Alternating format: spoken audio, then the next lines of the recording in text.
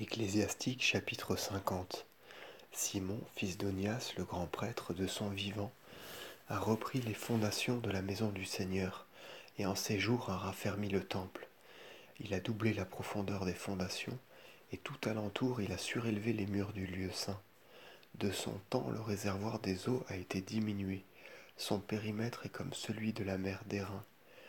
Il a eu soin de prévenir la chute du peuple, et après avoir fortifié la ville pour qu'elle soutînt un siège, combien il fut glorifié pour avoir bien conduit le peuple et agrandi l'entrée du temple.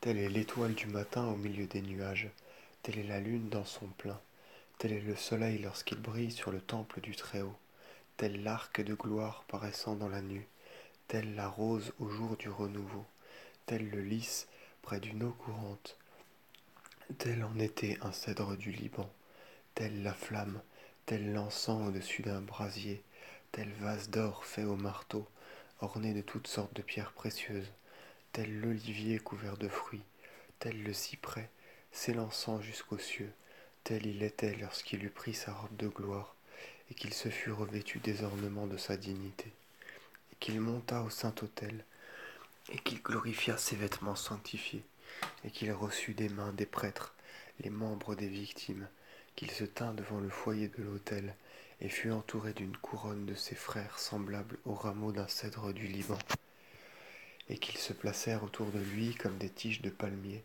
et que tous les fils d'Aaron apparurent dans toute leur gloire. Ils prirent alors dans leurs mains les oblations offertes au Seigneur, devant toute l'assemblée d'Israël, et ils accomplirent le sacrifice à l'autel, et ils apprêtèrent les offrandes pour le Dieu très haut et très puissant. Alors il étendit la main vers le vase aux libations, et il répandit le sang de la grappe. Il versa sur la base de l'autel un parfum d'une odeur de suavité pour le Très-Haut, roi de toutes choses. Alors les fils d'Aaron poussèrent un grand cri au son de leurs trompettes d'airain, frappées au marteau, et ils firent retentir une grande clameur pour mémorial devant le Très-Haut. Alors tout le peuple d'un commun accord s'empressa, et il tomba la face contre terre, pour adorer le Seigneur Tout-Puissant, le Dieu Très-Haut. Et les chantres le louèrent en leurs cantiques, et leur harmonie remplit le temple. Et le peuple pria le Seigneur Très-Haut, et il adressa une prière au Dieu miséricordieux, afin que sa gloire fût restaurée, et que le service du temple fût entièrement rétabli.